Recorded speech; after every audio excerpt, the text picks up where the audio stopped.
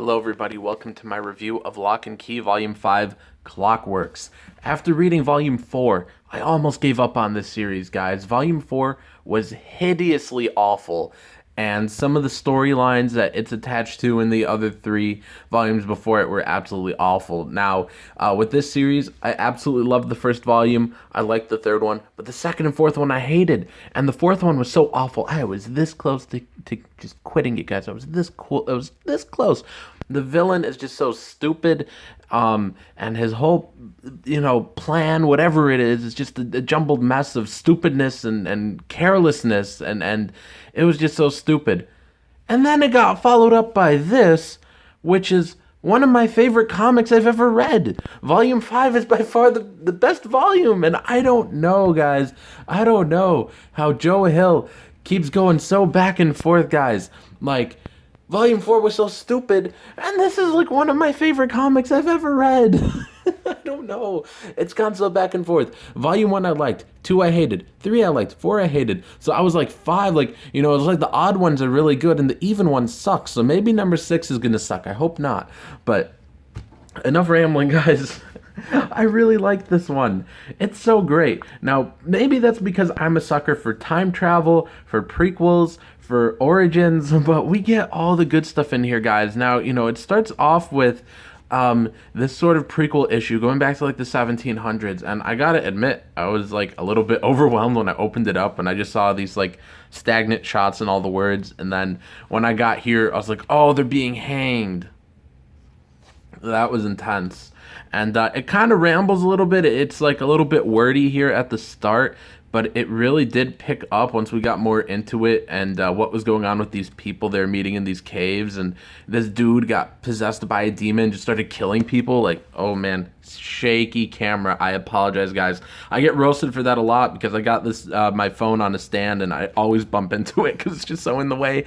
And everyone's like, your videos are so shaky. I'm like, I'm sorry, but it was just going crazy. Like, people were like biting people, and they discovered like this doorway, like, if a demon tries to go through it but they don't latch on to anybody, I guess they could only latch on to you if you're like looking at them, then this metal is actually what the demons turn into. So this dude, their great whatever ancestor, he like used the metal to make these keys and stuff.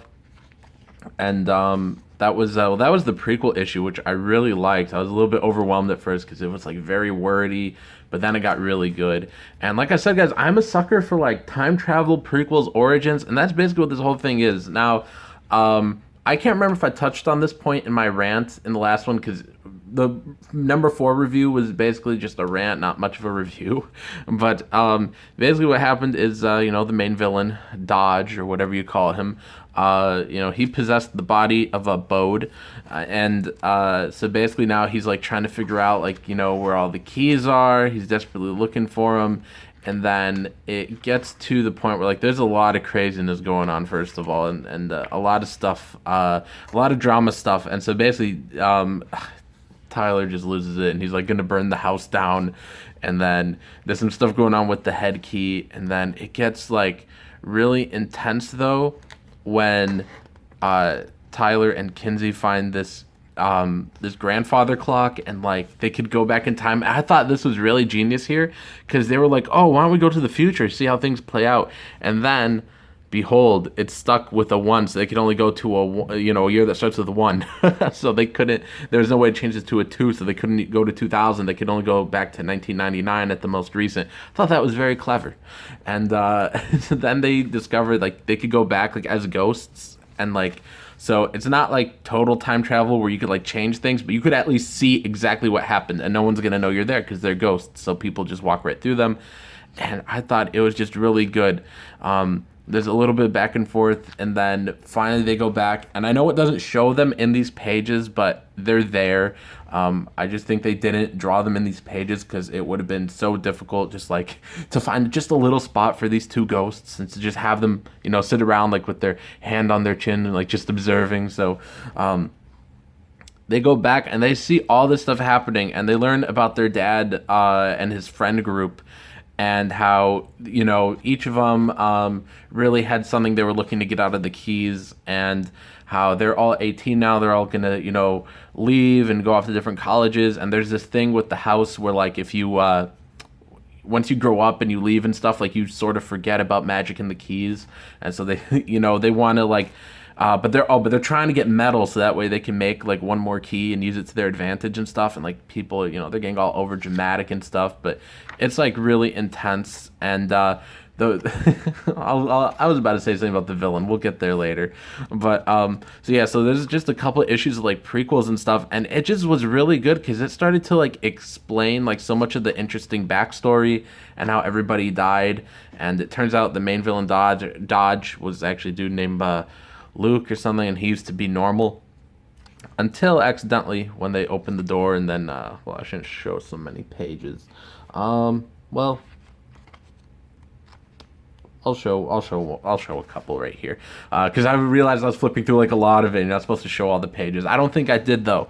But yeah, so this thing opens, he gets distracted, and, like, he touches the Lovecraftian monster here, and then he gets, like, all possessed. But then he tries to play it off like, no, nothing happened. I'm fine, guys. And then he, like, brings in this axe. He's like, now give me the keys or whatever. And then everyone was just chilling there, like, oh no, you're evil now. So it's possessed him. It's in his soul. Even though they open up his head, there's no way to take the evil demon out of his soul. And so then it just, like, explains, like, a lot of the, earlier plot points, like why things were the way they were. And it was just really intense. It just got really good, guys. And like I said, I'm just a sucker for prequels. And but this was funny. This is what I was gonna say earlier. It was so funny when Dodge, now he's possessed by this demon, and so now he's evil and he's trying to get all the keys. It was so funny when he just randomly used the gender swap key. Now, I think he used this because I don't know how much of this series was plotted out, but it was so random that he just used that key because everyone was like, dude, why are you a chick now? Like, because I think in the first one, when you first see this dude and he's a chick, whatever, like, I don't know if Joe Hill, like, planned that far ahead, if he was just like, yeah, this is the lady in the well, isn't it creepy? And then in this, it reveals that, the lady in the well, started off as a dude, and then randomly, like, when he became evil, he's like, I'm gonna be a chick now, because, like, everybody's like, why, like, you're a chick now? Like, this dude's like, his friend is like, he's like, dude, this is gay, like, what are you doing? And then like, later on, like, let me find it, like, stuff goes down, it gets real intense, and like, let me find it. He's like, right here. He's like, I'll skip the threats. You know what will happen if Dodge, you're a girl now? Like, everyone's like shot. And it's funny because, like, I read, like, the last, like, couple pages where he decides to use that key, like, 3 times, and I just could not find any reason why he was suddenly like, yeah, I'm gonna use that key now and become a girl. Like, there was just no reason for it. That's pretty strange. So that was funny, but yeah, but it just got, like, just really crazy. Like, I know all I'm saying is, like, it was intense, because it's a little bit difficult to, like, talk about how good something is when it's good, and you're just like, there's, like, I really wouldn't change anything from here, except there was, like, one little wokeness part where, like, well, should I even get into it? There was, like, one, like, woke page where I was like, yeah, I'd probably take that out, but no, it was really good, and it left with a great cliffhanger. Turns out that with the last piece of metal, I forgot the name. I think it was called the Whispering Metal. They made it into this fishing lure, and so now I guess that is probably going to play into the final volume.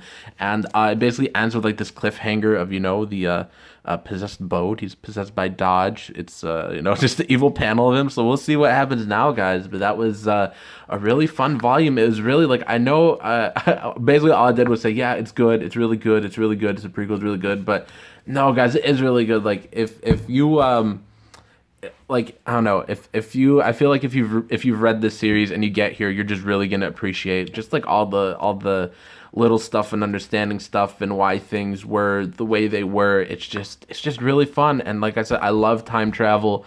My magnum opus I wrote, which is not published, but it's about time travel. Like, anything with time travel, I just really love it. It's just one of those things I really love.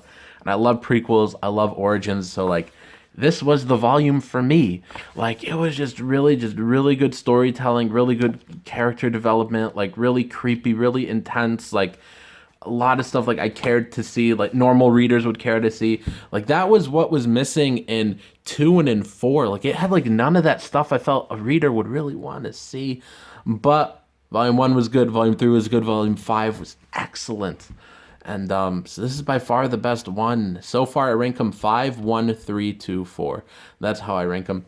But if you guys read this, let me know your thoughts, guys. Let me know what's your favorite volume so far, because this is the best one, and we'll see how it concludes with volume 6, guys. But anyways, if you guys have already read this though and you're looking for more stuff to read, I've got 5 books on Amazon and Kindle, guys, down below in the description. There's my book Eternity, the sequel to Eternity, Inner Demons, which I think is the best out of these 5 books, and the conclusion to the trilogy, Locked Coffins. I also have a short story collection called The Eclipse Theater, and I have a horror comedy called Duality. If you guys already read Locke and Key, you're looking for more stuff to read, the links to all my books are down below in the description, guys. Have a great day. Peace.